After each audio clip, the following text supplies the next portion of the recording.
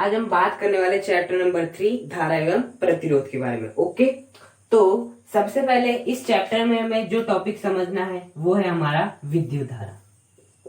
विद्युत धारा जिसे हम किससे प्रदर्शित करते हैं? आई से प्रदर्शित करते हैं। तो देखो विद्युत धारा आपकी होती क्या है। देखो इसके पहले के जो हमने 2 चैप्टर पढ़े हैं, वो जो 2 चैप्टर है एक इकाई के अंतर्गत आ रहे थे और उस इकाई का नाम था आपका स्थिर वैद्युतिकी। स्थिर वैद्युतिकी स्थिर वैद्युतिकी इकाई के अंतर्गत हमने 2 चैप्टर पढ़े। पहला पढ़े आवेश एवं विद्युत धारा और दूसरा पढ़े विभव तथा धारिता। उन दोनों चैप्टर में जो आपका आवेश था वो कैसा था? स्थिर था। मतलब आवेश रुका हुआ था। अब इस चैप्टर से, चैप्टर नंबर 3 से आपका आवेश क्या कर देगा? चलना स्टार्ट करेगा। तो वो क्या क्या गुणधर्म दिखाएगा, किस किस प्रकार के उसके भौतिक गुणधर्म होते, वो सभी के बारे में हम पढ़ेंगे। हाँ, तो उसी में से एक है, उसी के गुणधर्म का नाम वो है विद्युत धारा। जब आपका आवेश चलना स्टार्ट करता है तो वो क्या करता है? विद्युत धारा प्रवाहित करता है। तो एक प्रकार से हम क्या कह सकते हैं कि जो आपकी विद्युत धारा है वो क्या है? आवेश प्रवाह। जब आपका आवेश गति करता है, जब आवेश प्रवाहित होता है तो क्या उत्पन्न होती है? विद्युत धारा उत्पन्न होती है। इसे यदि हम अच्छे से समझना चाहे तो यहाँ पर हम एक चालक बना लेते हैं। इस प्रकार से ये क्या हो गया? आपका एक चालक हो गया। इस प्रकार से ये क्या हो गया? आपका एक चालक हो गया। और इस चालक में से ये एक बिंदु है। इस चालक में एक बिंदु है और इस बिंदु से क्या बह रहा है? आपका आवेश बह रहा है। क्या बह रहा है? आवेश बह रहा है। तो किसी चालक के किसी बिंदु से 1 सेकंड में प्रवाहित होने वाले आवेश की मात्रा क्या कहलाती है? आपकी विद्युत धारा। किसी चालक के किसी एक बिंदु से एकांक समय में या 1 सेकंड में प्रवाहित होने वाले आवेश की मात्रा क्या कहलाती है? विद्युत धारा कहलाती है। विद्युत धारा आई का जो फॉर्मूला होता है वो होता है आपका आवेश बटा समय। क्या होता है आपका? आवेश बटा समय। यदि मैं समय को 1 कर दूं, मतलब एकांक कर दूं, तो जो आपका आई है वो किसके बराबर हो जाएगा? आपका आवेश के बराबर हो जाएगा। मतलब जो आई है वो एक प्रकार से आवेश ही है, लेकिन कब है? जब हम समय को क्या कर देते? एकांक कर देते हैं। तो एकांक समय में किसी बिंदु से प्रवाहित होने वाले आवेश की मात्रा या आवेश को, प्रवाहित होने वाले आवेश को क्या कहते हैं? हम विद्युत धारा कहते हैं। ये वाला जो आपका फॉर्मूला है ना, ये फॉर्मूला आपकी औसत विद्युत धारा का। किसका फॉर्मूला? ये आपका औसत विद्युत धारा का फॉर्मूला है। मतलब कि यदि हमें औसत का मतलब है, जैसे कि किसी ने हमें बोल दिया टाइम बराबर 1 सेकेंड से टाइम बराबर 5 सेकेंड के बीच में हमें क्या ज्ञात करना है? विद्युत धारा का मान ज्ञात करना है। तो हम इस फॉर्मूले का उपयोग करते हैं। देखो 5 - 1 कितना होता है? 4। तो यहाँ पर समय के स्थान पे क्या आ जाएगा? 4 आ जाएगा। आवेश का मान दिया होगा, धारा का मान निकल जाएगा। तो बेसिकली औसत विद्युत धारा का फॉर्मूला है। इसे हम ऐसा भी लिख सकते हैं आपका Q/ΔT। Q/ΔT, जहां डेल्टा टी क्या होगा? T2 - T1 यहां रख देना है। तो ये किसका फॉर्मूला हो गया? औसत विद्युत धारा। और यदि हमें किसी ने पूछ लिया कि ठीक बताइए 4 सेकंड पे कितनी धारा प्रवाहित हो रही है, यदि सीधे बोल दिया जाए कि ठीक बताइए 4 सेकंड में कितनी धारा प्रवाहित होगी, तो इसके लिए हम किसका सहारा लेते हैं? तात्क्षणिक विद्युत धारा का। तात्क्षणिक का मतलब क्या होता है? किसी क्षण विशेष पर। तात्क्षणिक विद्युत धारा आई का जो फॉर्मूला होता है वो होता है आपका dQ/dt। क्या होता है आपका? dQ/dt। मतलब कि dQ/dt का मतलब क्या होता है? Q का अवकलन T के सापेक्ष। क्या होता है? Q का अवकलन T के सापेक्ष, जहां Q क्या है? आवेश है, T क्या है? आपका समय है। ये होता है dQ/dt। यदि हमें तात्क्षणिक विद्युत धारा निकालनी है तो हम इस फॉर्मूले का उपयोग करेंगे। और यदि औसत विद्युत धारा पूछती है, औसत का मतलब जैसे टाइम बराबर 1 सेकंड से 5 सेकंड के बीच विद्युत धारा का मान ज्ञात कीजिए, तब करेंगे हम इस फॉर्मूले का उपयोग। लेकिन वो जस्ट बोल दे कि नहीं 4 सेकंड में पता है कितनी विद्युत धारा है, तब हम करेंगे ये वाले फॉर्मूले का उपयोग। हाँ, तो बेसिकली विद्युत धारा कुछ नहीं है। देखो तात्क्षणिक विद्युत धारा की बात करें तो आवेश बटा समय ही आ रहा है। यहाँ पे देखो तो आवेश बटा समय, तो यही है किसी चालक के किसी एक बिंदु से एकांक समय में प्रवाहित होने वाले आवेश या आवेश की मात्रा को क्या कहते हैं? हम विद्युत धारा। अब ये औसत विद्युत धारा तो ΔT, नहीं तो क्या आ जाएगा? नीचे DT आ जाएगा। ये हो गया आपका विद्युत धारा। हाँ, अब देखना हम देखेंगे विद्युत धारा की दिशा। क्या देखेंगे अब हम? विद्युत धारा की दिशा। तो हमेशा याद रखना विद्युत धारा की दिशा वही होती है जो कि इलेक्ट्रॉन की दिशा होती ना उसके विपरीत, मतलब यदि इलेक्ट्रॉन आगे की ओर गति करते हैं, यदि इलेक्ट्रॉन आगे की ओर गति करते हैं तो जो आपके विद्युत धारा होगी वो किस ओर करेगी, इस ओर गति करेगी। मतलब कि सदैव इलेक्ट्रॉन की गति की दिशा के विपरीत होती है आपकी किसकी दिशा, विद्युत धारा की दिशा। हाँ, और इसे हम एक प्रकार से भी इस प्रकार समझ सकते हैं कि मैं मान लेता हूँ ये क्या है, आपका एक चालक है। और इस चालक से मैंने क्या जोड़ दिया, बैटरी जोड़ दिया। क्या जोड़ दिया, बैटरी जोड़ दिया। ये हो गया इसका धनात्मक टर्मिनल और ये हो गया माइनस, मतलब कि ऋणात्मक टर्मिनल। जो आपका बड़ा वाला रहता है वो रहता है धनात्मक, और जो इसका छोटा बना रहता है वो क्या होता है, ऋणात्मक होता है। हाँ, अब देखिए आपके जो इलेक्ट्रॉन है, ये जो आपके इलेक्ट्रॉन है, हाँ, चालक के भीतर इलेक्ट्रॉन रहते हैं। हाँ, अब हम सबसे पहले ये समझने का प्रयास करते हैं इस कॉन्सेप्ट को समझने से पहले कि जो आपकी विद्युत धारा होती है वो उत्पन्न क्यों होती है। तो हमेशा याद रखना, जो आपकी विद्युत धारा उत्पन्न होती है वो दो कारणों से होती है। एक या तो मुक्त इलेक्ट्रॉन या आपके होते मुक्त आयन। दो कारण होते हैं, या तो मुक्त इलेक्ट्रॉन या मुक्त आयन। ये मुक्त आयन कब की परिस्थिति में होते हैं, विलयन। जब हम विलयन का अध्ययन करते हैं तब जो विद्युत धारा का प्रवाह होता है विद्युत धारा में वो मुक्त आयनों के कारण होता है, जैसे कि Na+ और Cl-, ये क्या है, आपके मुक्त आयन है, तो इनके कारण होता है विलयन में प्रवाह। लेकिन यदि हम बात करें ऐसे चालक पदार्थों की तो इसमें जो धारा का प्रवाह होता है वो मुक्त इलेक्ट्रॉन के कारण होता है, और वो भी मुक्त इलेक्ट्रॉन होने चाहिए। यदि केवल इलेक्ट्रॉन है तो उससे काम नहीं चलेगा, क्या होना चाहिए, मुक्त इलेक्ट्रॉन होने चाहिए। देखो जैसे कि मैं बात करूं थी प्लास्टिक की, तो प्लास्टिक के अंदर भी इलेक्ट्रॉन रहते हैं। अब ऐसा तो नहीं कि इसमें से धारा प्रवाहित हो जाएगी, प्लास्टिक में मुक्त इलेक्ट्रॉन नहीं रहते, इसी कारण प्लास्टिक में से विद्युत धारा प्रवाहित नहीं होती है।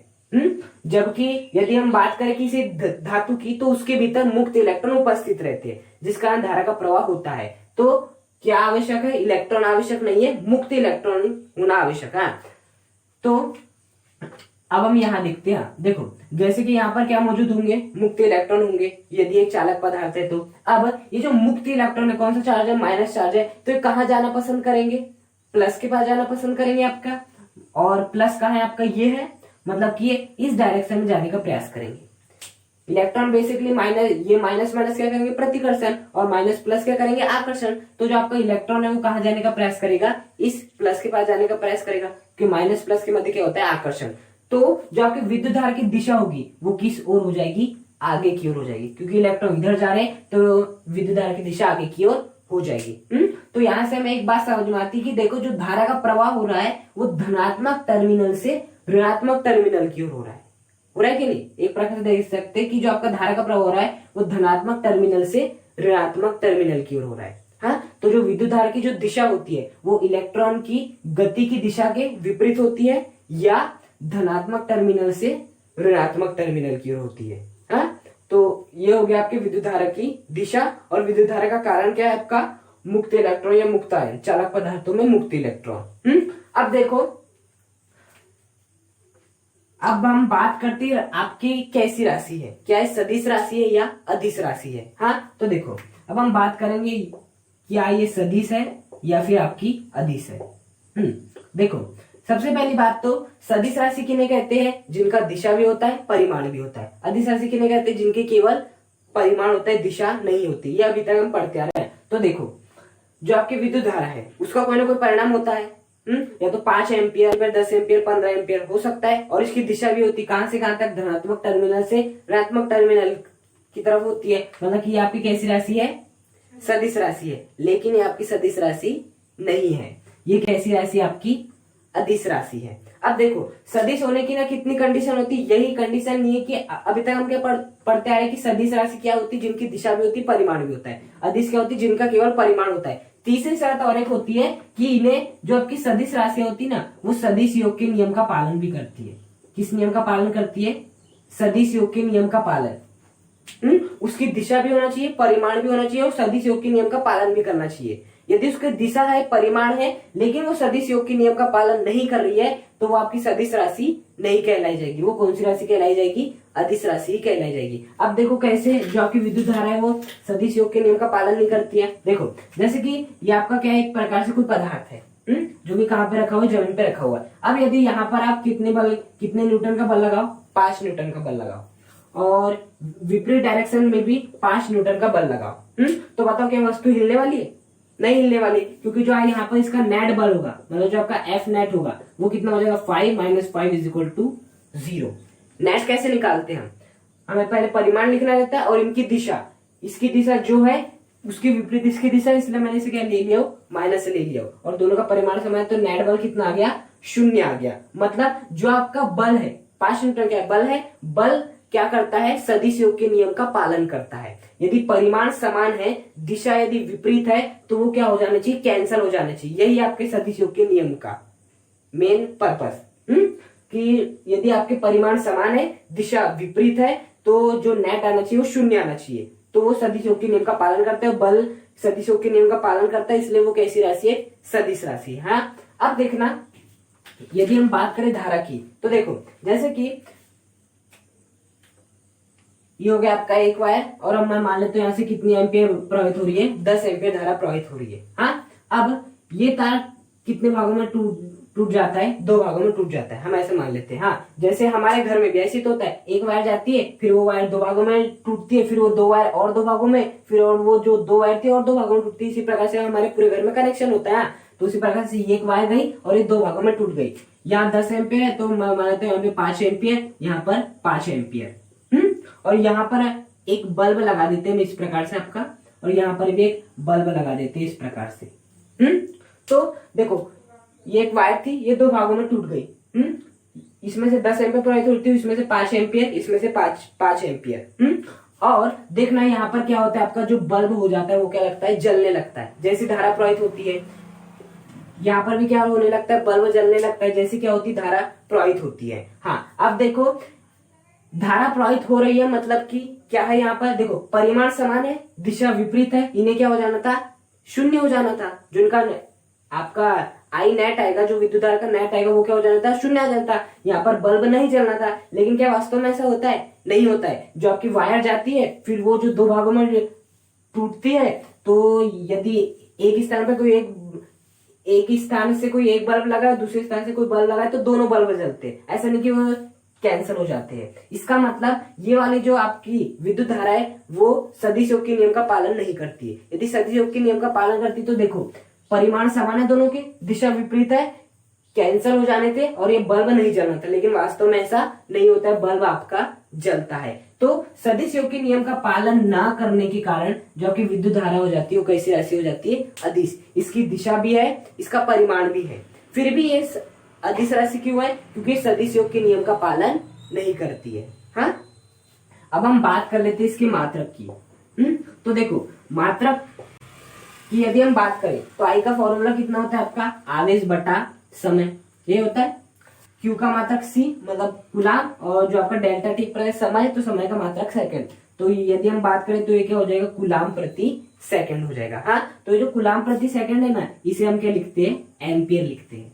क्या लिखते हैं, एम्पियर लिखते हैं। तो यदि आपका धारा का कोई भी मान आता है तो आप जैसे आपके धारा का मान निकला 5, तो मैंने क्या लिखा, 5 एम्पियर लिखा है। एम्पियर एक वैज्ञानिक का नाम है, उनके सम्मान में हमने दी है कूलाम प्रति सेकंड को। तो ये हो गया विद्युत धारा। विद्युत धारा की हम दिशा भी देख लिए, ये कैसी राशि है, और इसका हमने मात्रक भी देख लिया। अब हम देखेंगे कि हमने विद्युत धारा का कारण देख लिया, किसके कारण बहती है, मुक्त इलेक्ट्रॉन या मुक्त आयन, चालक पदार्थों में मुक्त इलेक्ट्रॉन। हाँ, इस चैप्टर में हमें केवल मुक्त इलेक्ट्रॉनों के कारण क्या देखना है, विद्युत धारा का प्रवाह देखना है। अब हम देखेंगे कि हम इस विद्युत धारा प्रवाहित हो रही है तो कितनी प्रवाहित हो रही है, उसका मापन किस प्रकार से करेंगे। तो जिस उपकरण के द्वारा करते हैं उस उपकरण का नाम है अमीटर। क्या नाम है उसका, अमीटर। मतलब अमीटर एक उपकरण होता है जिसकी सहायता से हम क्या करते हैं, विद्युत धारा का मापन करते हैं। हाँ, इसे जो है सदैव हम किस क्रम में लगाते हैं, आपके श्रेणी क्रम में लगाते हैं। कौन से क्रम में लगाते हैं, श्रेणी क्रम में लगाते हैं। श्रेणी क्रम मतलब एक के बाद एक, उस क्रम में लगाते हैं। मतलब कि जैसे कि एक प्रकार से ये क्या है, आपकी बैटरी है, और इस बैटरी में क्या क्या जल रहा है, यहाँ पर एक बल्ब जल रहा है। क्या जल रहा है, बल्ब जल रहा है आपका। तो यदि मुझे क्या इसका विभवांतर मैं मान लेता हूँ V है आपका। हाँ, तो ये क्या करेगा, यहाँ पर आवेश प्रवाहित करेगा। तो जब भी आवेश प्रवाहित होता है तो क्या उत्पन्न होती है, विद्युत धारा। तो जो आपकी I है वो यहाँ में से बहेगी, जिससे क्या होने लगेगा, बल्ब जलने लगेगा। अब इस बल्ब में से कितनी धारा प्रवाहित हुई कि ये जलने लगा, तो उसके लिए हम किसका उपयोग करेंगे, अमीटर का। अब हम अमीटर को कहाँ लगाते हैं, सदैव श्रेणी क्रम में लगाते, तो जो है ना अमीटर हम यहाँ पर लगा देंगे। आपका जो अमीटर होता है कुछ इस प्रकार से होता है। आपका अमीटर को कहाँ पे लगा देंगे, यहाँ से लगा देंगे। हमेशा श्रेणी क्रम में लगाना है। किसके श्रेणी क्रम में, जिस उपकरण में से विद्युत धारा प्रवाहित हो रही है उस उपकरण के श्रेणी क्रम में, उसके जस्ट बाद आप लगा देंगे। तो विद्युत धारा का हम मापन अमीटर के द्वारा करते हैं, जिसे हम किस क्रम में जोड़ते हैं, श्रेणी क्रम में जोड़ देते हैं। हम बात करें विद्युत धारा की, तो जब भी विद्युत धारा की बात होती है ना, तो हम हमेशा किसको काम में लाते हैं, या तो बैटरी को लाते हैं या सेल को काम में लाते हैं। अब इसका कारण क्या है, देखो जैसे कि आवेश का प्रवाह तो जब हम सेकंड चैप्टर पढ़ रहे थे वहां, और जो फर्स्ट चैप्टर पढ़ रहे थे तो वहां पर भी हो रहा था आवेश का प्रवाह। वो कैसे, एक आपका पहला गोला था, दूसरा गोला था, इसका विभवांतर आपका V1 था, इसका विभवांतर V2 था। तो देखो इसका विभव अलग था, इसका विभव भी अलग था। तो जब भी विभवों में क्या आता है, अंतर आता है। देखो इसका विभव अलग है, इसका विभव अलग है, इसका विभव मान ले तो 15 है और इसका 5 है। तो बताओ अब जो है आपका आवेश है वो कहां से कहां जाएगा, यहां से यहां जाएगा, क्योंकि इनके मध्य क्या है, विभव का अंतर है। और विभव का अंतर कितना है आपका, 10 है। 15 - 5 कितना है आपका, 10 है। तो क्या होगा, आवेश का प्रवाह होगा। मतलब कि विभव के अंतर होने के कारण भी आवेश का प्रवाह होता है। अब यदि आवेश का प्रवाह आपका होता है तो आपकी क्या बहती है, विद्युत धारा भी बहती है। लेकिन ये जो विद्युत धारा बहती है ना, वो बहुत ही निम्न समय के लिए, अल्प समय के लिए बहती है, लगभग 1 से 2 सेकंड के लिए। क्यों, क्योंकि इनका विभव समान होने में ज्यादा टाइम नहीं लगता, 1-2 सेकंड का ही टाइम लगता है। कि मतलब जैसे इसका 15 इसका 5 है, तो इसका भी क्या विभव कब समान होगा, जब इसका भी 10 हो जाए और इसका भी क्या हो जाए, आपका 10 हो जाए। तो विभव समान होने में ना बहुत ही कम टाइम में इनका विभव समान हो जाता है, जिस कारण जो हमें धारा प्राप्त होती है, जिस कारण जो आपका आवेश प्रवाह होता है वो भी क्या होता है, कम समय के लिए होता है, जिससे आपकी विद्युत धारा भी क्या होती है, कम समय के लिए प्राप्त होती है। तो हमें लगातार यदि विद्युत धारा प्राप्त करनी है तो हम किसका उपयोग करते हैं, बैटरी का। नहीं तो यदि हम इसके सारे विद्युत धारा प्राप्त करने लगे तो बहुत ही अल्प समय के लिए होगी। इसलिए हम किसका उपयोग करते हैं, सेल या बैटरी का, जिससे हम अधिक समय तक विद्युत धारा प्राप्त कर सके। देखो ये जो आपका I बराबर वो कितना होता है, आवेश बटा समय होता है। आवेश का जो मात्रक होता है वो कितना होता है, आपका कूलाम होता है। और समय का जो मात्रक होता है वो कितना होता है, आपका सेकंड होता है। तो ये जो आपका कूलाम प्रति सेकंड है, यही क्या बन जाता है, आपका एम्पियर बन जाता है। तो हम क्या कहते हैं कि जो धारा का जो SI मात्रक है वो कितना है, आपका एम्पियर है। हाँ, अब यदि हमें 1 एम्पियर को परिभाषित करना है तो किस प्रकार से करेंगे, तो देखो 1 एम्पियर को परिभाषित करने के लिए हम कूलाम को भी 1 कर देंगे और सेकंड को भी 1 कर देंगे। मतलब हम ये कह सकते हैं, यदि किसी चालक के किसी बिंदु से एकांक समय में 1 कूलाम आवेश प्रवाहित होता है, तब उस चालक में जो भी विद्युत धारा प्रवाहित होती है वह विद्युत धारा क्या कहलाती है, 1 एम्पियर कहलाती है। यदि किसी चालक के किसी बिंदु से एकांक समय में 1 कूलाम आवेश प्रवाहित होता है तो उस चालक की विद्युत धारा क्या कहलाती है, 1 एम्पियर कहलाती है। देखो जब विद्युत धारा I होती है, इसका फॉर्मूला कितना होता है, Q/T। जनरल फॉर्मूला I = आवेश बटा समय। अब देखो हमने एक संबंध पढ़े थे आवेश के क्वांटीकरण में, Q = ±NE पढ़े थे। क्या होता है, मतलब आवेश के क्वांटीकरण सिद्धांत के अनुसार किसी वस्तु पर जो आवेश रहता है इलेक्ट्रॉनिक आवेश का पूर्ण गुणज होता है, अर्थात Q = ±NE। तो देखो इस Q के स्थान पे मैं रख देता हूँ ±NE/T। तो यदि हम इस प्लस माइनस को भी ना भी लिखे तो चलेगा आपका। तो बेसिकली I का फॉर्मूला कितना हो जाएगा आपका, NE/T, जहां पर T क्या होगा, इलेक्ट्रॉनिक आवेश। और इलेक्ट्रॉनिक आवेश कितना होता है आपका, 1.6 × 10⁻19 कूलाम। N का मतलब होगा आपका स्थानांतरित इलेक्ट्रॉन की संख्या, और E होता है आपका इलेक्ट्रॉनिक आवेश, जिसका मान होता है 1.6 × 10⁻19 कूलाम। ये आपको मान रख देना है।